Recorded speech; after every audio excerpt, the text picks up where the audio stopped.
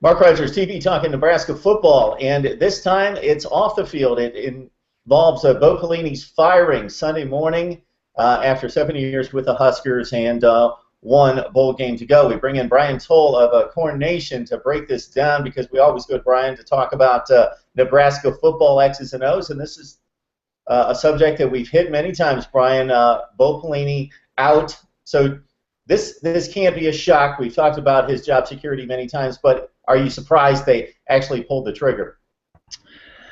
I'm not surprised they pulled the trigger. I am kind of surprised that weird at the timing of it, 9:40 on a Sunday morning right before the NFL games start, and you're laying around bed, you're wondering what's going on. Next thing you know, you look at your email and see a statement from Sean Eichhorst, the athletic director, and there's your day right there in a heartbeat. And Eichhorst just talked to the press here in a little bit ago in Lincoln. Got a lot of questions. I thought he did pretty good in the press conference. Basically what it rolls down to is this. Bo Pellini won games. He didn't win the right games. He won no conference championships in 7 years. He never had a top 10 or 15 finish in 7 years. He went 2-4 in bowl games. Eichhorst said it himself. He won games. He didn't win many games that mattered. And that's a big indicative statement to make because it's honestly true. 3 weeks ago, we were talking about an 8-1 football team that, were they going to get in the Final Four of the college football playoff? Now we're talking about a team that, where are they going to go for their bowl game, San Diego or Nashville? It came on the heels of a record-setting day by Melvin Gordon. It came on the heels of a come from behind victory by the Minnesota Gophers, who made it 2 straight over the Huskers at their home on Senior Day. And it came on the heels of hustling from 17 back to beat a 7-win Iowa team that is technically wins and losses talking about your best victory of the year. Nebraska was favored to win the West. It was them and Wisconsin. Nobody ever thought a third-place finish for the third year in 4 tries would be, legit, but it happened. And eventually it got to the point where Bo Pellini was very happy with the product on the field, and Sean Eichhorst, the athletic director, was not. And from the meeting today from Bo and Sean, it sounded like it was a cordial thing. Sean made a decision. Bo agreed to it. And there you have it now. All of a sudden we have one of the a top 10 all-time school has a job opening. And it's going to influence a lot of things. It's going to influence things like the spot at Florida. It's going to influence anybody else that wants to fire their coach, like a Michigan. The silly season's upon us, and Nebraska's one of the big players in it all of a sudden. They sure are. So if we look at the last shot at winning a Big 12 championship, you barely lose in the final second, or what some people would consider a second that didn't exist against Texas. But in the Big Ten, it's been 2 really major losses that stick out, and most people remember the 70-point outburst against Wisconsin in the Big Ten championship game, and then the stretch drive here started with the blowout that you allude to with Melvin Gordon. So do you think if Nebraska, even though the wins and losses would be exactly the same, if they were more competitive since joining the Big Ten in those big showdown games, there would make any difference in that? Take 2 losses away and give me Texas in the Big 12 title game in Wisconsin. Texas in the Big 12 title game in Wisconsin in the Big 10 title game. And nobody could argue, myself included, that Bo Pellini is completely successful at the University of Nebraska. So, yeah, again, it matters on the games because, everybody can beat up, the Florida Atlantics and the Purdue's of the world. But what do you do against, the Wisconsins and the Minnesotas and the Georgias in the Capital One Bowl and the South Carolinas? What do you do against them? What do you do against teams that will own you? Things like Ohio State in Columbus. Do you win those games? Virginia Tech won that game. And a few years ago against Braxton Miller, they looked silly the same way that Wisconsin made it look silly twice later that year and this season. So again, take a couple. Not the number of games, but out of 67 games that Bo Pellini won, what's his best game? What are their 2-3 best wins ever? And you'll literally have to go look at his wins-loss totals from every year to figure out what that is. If you can't figure that out right away, and it doesn't have a quote-unquote quality or signature win, What does that tell? I mean, how many signature losses does Nebraska have? You can rattle those off like that and that and that and that. You know, what do you remember about Bo by? You know, the 67 wins, which a lot of fans will, and not saying that he didn't do a good job, but you know, what do you remember? You remember the losses. You remember the embarrassments. You remember 406. You remember 70 in the Big Ten championship game. You remember UCLA coming back off a 14-point lead last year. You remember the Deadspin tape, okay? You remember a lot of things that are negative. Yeah, you remember also Team Jack. Yeah, you also remember Bo Pellini's cat. But I asked this morning. What would you rather be known for? Winning the offseason with a cat on Twitter or a Big Ten championship? It's real simple. I would rather know the Big Ten championship because then when you do the other stuff, it looks really cool and you're adding on to it. If that's all you're known for, then yeah, it's an issue.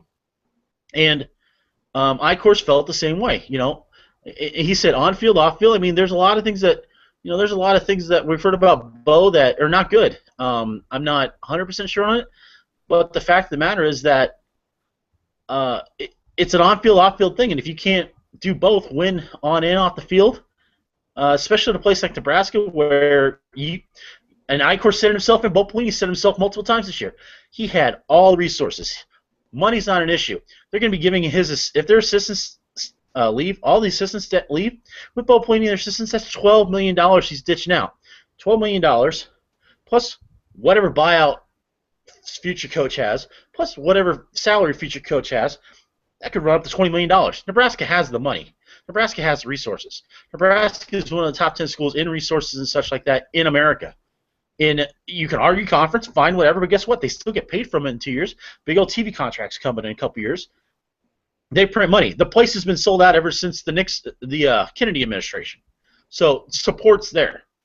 I mean, it's not that hard to realize that a mid-30s recruiting class is probably not the best, that finishing 9-3, 9-4 every year is not the best, getting your butt handed to you by Jake Locker in a year that you trained him in Seattle is not the best. There's a lot of things we can go on about this, but the bottom line is this. Bo Pellini did good, and I'm not going to bury the guy. He's a good coach. He really is a good coach. He will do well wherever he goes. He'll go somewhere else. He could be an NFL defensive coordinator, which would probably fit him the best. He could go to a smaller school. But bottom line is this. I saw today the kind of equivalency of Jim Schwartz for the Detroit Lions. Schwartz got him to a certain spot, but could never get him over the hump. Bo Pellini's got him to a spot, and that's good. But if you want to get over the hump, it's probably not going to happen because Bo is so stoic and just wants to keep everything the same. It's like the press after Wisconsin that he just took the bullets and said, "Hey, everything's fine. They just didn't execute. We know what we're doing. It's just, it's all the excuses we've heard the last 3 years. We heard the excuses after Wisconsin 2 years ago. We heard the excuses after Ohio State. We heard the excuses last year after UCLA. If we just execute, everything's great. Well, when does it come down to coaching? When does it come down to development? When does it come down to recruiting? Well, it's just about executing. Well, come on. If it's just wins and losses, he never would have lost his job. Never would have lost his job. It's the quality of wins. It's what you remember about the losses, and a lot of things other about the program. So aside from a couple times when they got upset, basically they held serve against who they were supposed to beat. They lost the big games in the big spots. Do you think they lost those games because they didn't have enough talent? So is Bo Pellini, bottom line, is he losing big games against big opponents because they don't have the Jim and Joes, as they say, or is it the X's and O's? Is he getting out-coached, or he doesn't recruit the type of talent that they need to compete against Wisconsin, Ohio State on down the road? I think in a game like Wisconsin this year, where they were up 17-3, I think the talent level is. I think Wisconsin, Nebraska, talent level-wise, I think they're pretty similar. I think that's a fair statement. But let's look at the game. Wisconsin beat them by mashing 5-6 plays together, never threw the ball, and just destroyed Nebraska. Okay, when does that fall on players? I mean, okay, you could say it does, but coaching has to come out and get to a point. I mean, Wisconsin 2 years before with a different staff against pretty much the same staff Nebraska had, mashed with 5 or 6 different plays. Okay, that's coaching. That's not players. That's coaching. adjustments, halftime adjustments, things like that. Minnesota, coming back from their comeback to win, that's coaching. I mean, there's no way Minnesota has better talent than Nebraska does players-wise. It's coaching. I mean, look at Jerry Kill's staff. Pretty rock solid, and yeah, Bo Pelini staff's that way too, but which one's training up and which one's, looking for jobs this winter? Great question. Which one played for a Big Ten championship this weekend, and which one had to hustle from 17 back to defeat a 7-win Iowa team that is so stale that Brett gets jealous? I mean, honestly. Okay, Brian, we got the Nebraska program from about 1997 backwards, and we know what the standards were and the expectations. And we got the Bo Pelini, Frank Solich, Nebraska that doesn't win championships, but it's a very consistent winner, top 15 to top 25, something in that range usually. What are the expectations and what should they be? I think we've talked about it before. I would expect Nebraska can't hit that standard from 1995. But at the same time, they should be winning maybe half of these huge games and not losing all of them.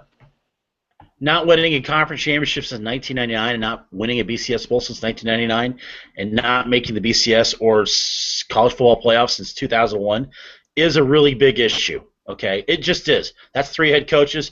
Solich didn't do it after 2001, after the Colorado debacle. Callahan never got close. Bo, you can argue, was a second away, but never really never got close after that.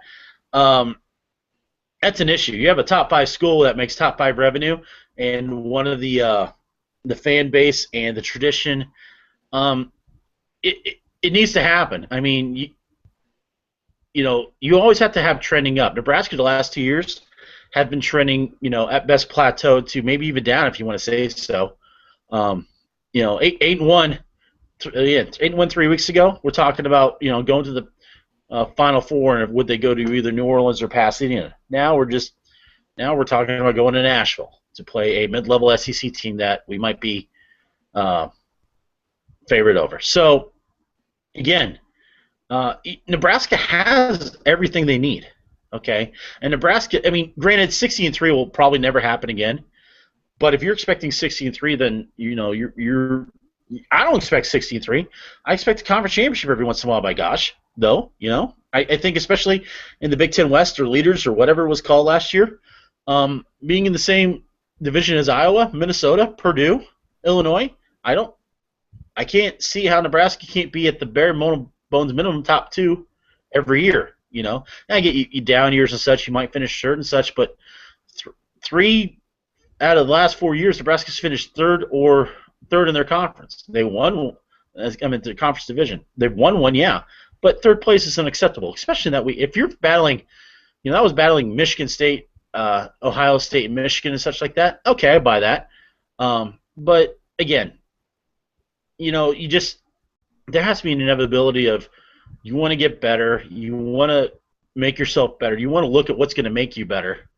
And Nebraska and Bo Pelini just stopped doing that. I never really called for. I guess I called for Bo's head because everybody on the internet told me I called for Bo's head because that's what the internet does. But I wanted to see Bo gut half the staff. I did. I wanted Bo Pelini to work out. But I also knew that if Bo Pelini didn't want to gut anybody on the staff, then Bo's got to go. Maybe that's what happened. Maybe Sean Eicher said fire some people. He said no, and Sean says here take $7.9 million and go do something else.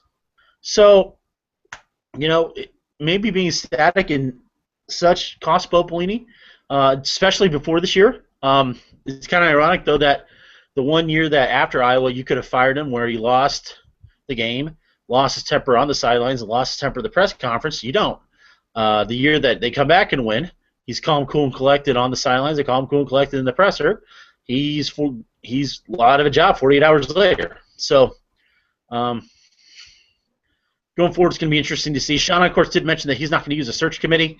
I agree with that. I think, search committees you can't pay a search committee to find out what's the best fit for a guy. I mean, what's 4 dudes with an MBA in Kansas City going to know about the Nebraska football program that is more than former players, than the AD and their staff, than if you want to use the word boosters, because boosters get it. I mean, yeah, they got money, but they get it. I like that. We might see a new coach by the end of Thursday, for all I know, and then and then we'll be talking about him. And there's a recruiting class to kind of save. The Nebraska recruiting class wasn't very good to begin with. Is it going to get worse? Yeah, it's probably going to get worse. Could it get better? Could get a lot better. Nebraska has literally 60% of their official visits to use between now and signing day. So that's a probable bonus for a lot of people on the staff. So, again, it's just what comes with the coaching change for whatever program. I think people, after hearing Icor's talk today, were feeling a lot better because a lot of people, again, and kind of what you saw on the Big Ten Network, 9 wins here, 9 wins here, won so many games. Well, what did you win in those? How did you do that? If I hit my target every day for my company, and yet I just made money and I didn't go out and do anything special or anything, what's going to happen? I can't challenge. If I can't really challenge my boss to fire me because they're going to be like, well, okay, you're gone. So. Brian Towle of SB Nation. Lastly, Brian, I know it's a quick turnaround, but you got any names rumbling around in your head or anybody throwing names out there? And even if you don't have names for us, Brian, what kind of qualifications would you like to see? I would like to see somebody that knows what they're doing as a head coach, CEO type of role. We threw out some names today. Guys I would look at Jim McElwain at Colorado State has done a pretty good job there. He's gotten better. Probably wouldn't be the perfect fit. Guy that really influences is Justin Fuente out of Memphis. He really happens to be trending up, can grow a program. He's taken Memphis is the same record as Nebraska, so eat that with a grain of salt. A name to watch, and I'll explain this, is Joe Moglia out of Coastal Carolina. Moglia is a guy that came to the Nebraska staff. He's the former CEO of TD Ameritrade. Kind of came and gave Bo some pointers on how to coach and everything. Got a job at Coastal Carolina, and now Coastal Carolina is one of the #1 teams in the FCS playoffs. That is a weird hire. They wouldn't have to pay Moglia a lot. He doesn't need a lot of money. He wouldn't be there more than 5 years. But that would be definitely something that would come with assistants that would definitely take over the role. One guy that everybody's commented on is Scott Frost, the offensive coordinator at Oregon. Former Nebraska quarterback who won a national championship with Osborne his last year, 97.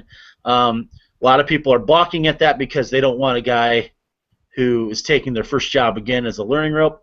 I think the learning curve's a little better with Frost, and that he's been under two really good guys, in Chip Kelly and Mark Helfrich.